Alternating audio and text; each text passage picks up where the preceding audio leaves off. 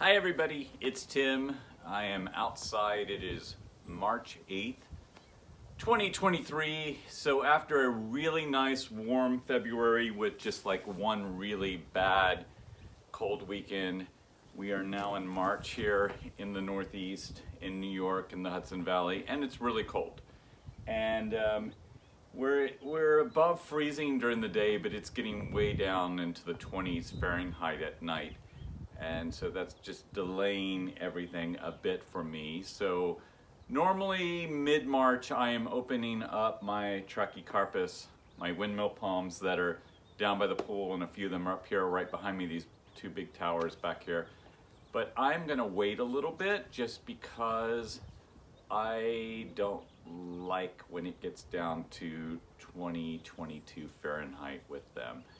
They can do just fine, but I figure if I just be patient, which is very hard for me to do, that they'll be better off. And last year, the one in the corner here did not flower, and I always wonder if it's just because I undid it too soon. The year before, it produced a lot of seeds. It's a female plant, and I have a billion little baby Trachycarpus that are growing, and I was really happy.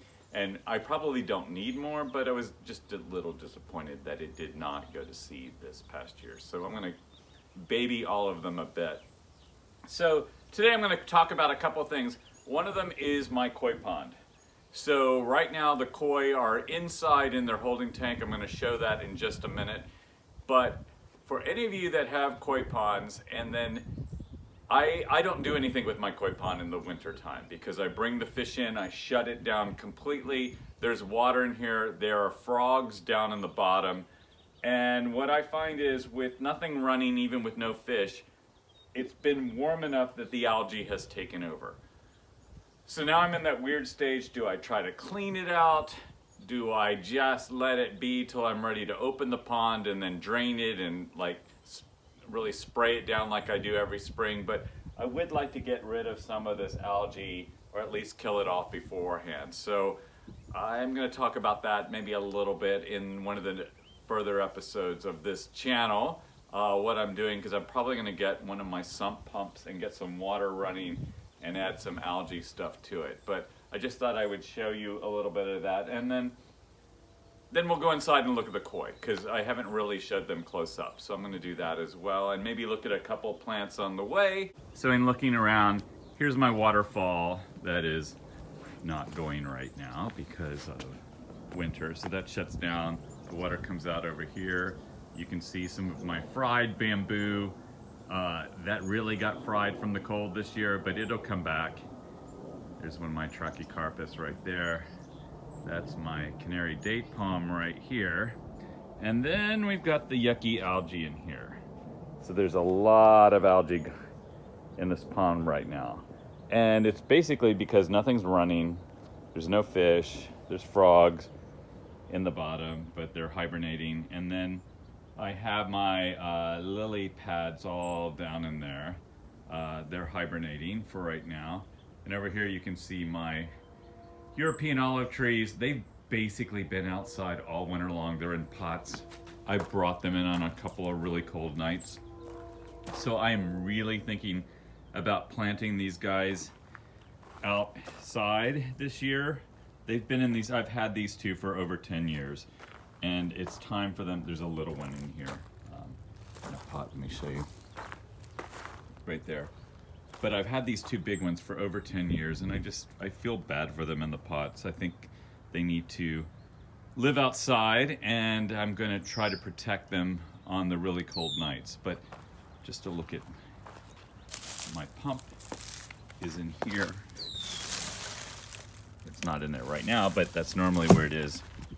It's inside, but you can see the really gross algae.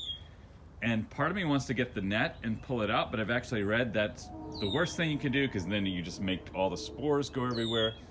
So I don't have a whole lot of knowledge on algae care, but I just know that I will get this cleaned out before the fish come in. But I just thought I would share that. My hardy pomegranates under that nice pretty blue tarp there. So hopefully it's doing well. And then you can see everything else going on out there. So this is my crazy inside setup for my koi pond. So I thought I would just kind of show you this first. So it's basically a tank in here, a wood tank that has a liner in it. I've got a pump going. I've got plants obviously on top just from lack of space. And then I have, this is basically a dog crate, plastic dog crate that I just put on top because, as you can hear, they're splashing right now because they want me to feed them. They always want to be fed. And I don't want them to jump out. So that's kind of the deal with that. So I keep that just in case. And then this is one of my papyrus that was in my pond. I actually had to stop having it in the pond because it just kind of took over in the pond and I took forever to dig out. So now I put it outside next to the pond, but not in the water, in the summertime. And then I bring it in and it's actually just sitting in the water in here. And there's not a ton of light right here, but it does really well. So here's my coil swimming around in here.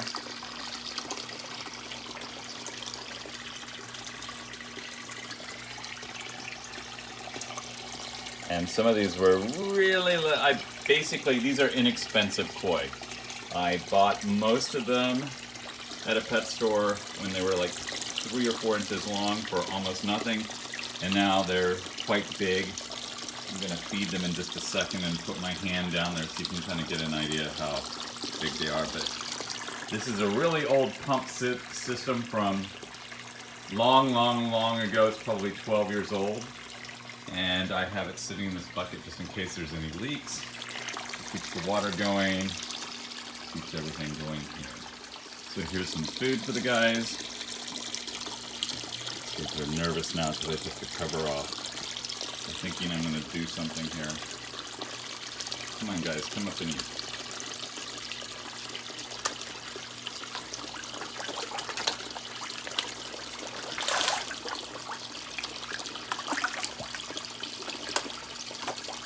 So yes, it's New York. I absolutely kept them outside the first year, and I hated it. Every time I was nice and warm inside, it bothered me that the fish were outside, freezing to death. They weren't dying, but I also read that it shortens their life when you keep them outside. So here I'm going to back up a little bit to show you this tank.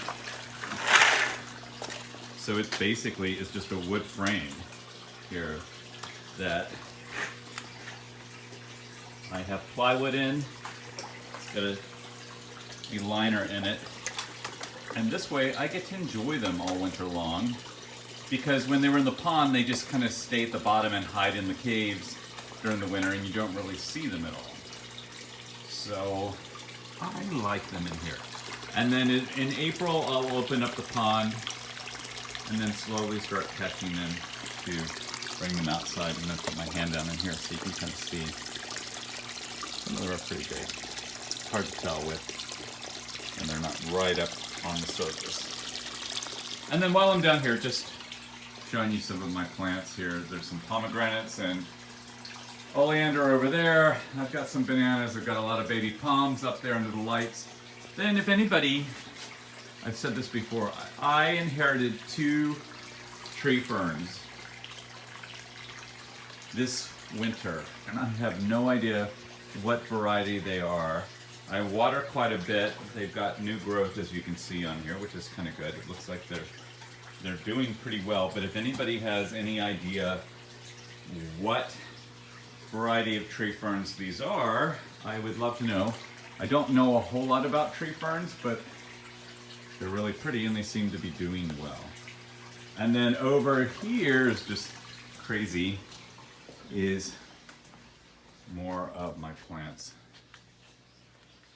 in the garage. And you can see my night jasmine always does this. It like loses all its leaves, it dries up, and then most of the time it will come back.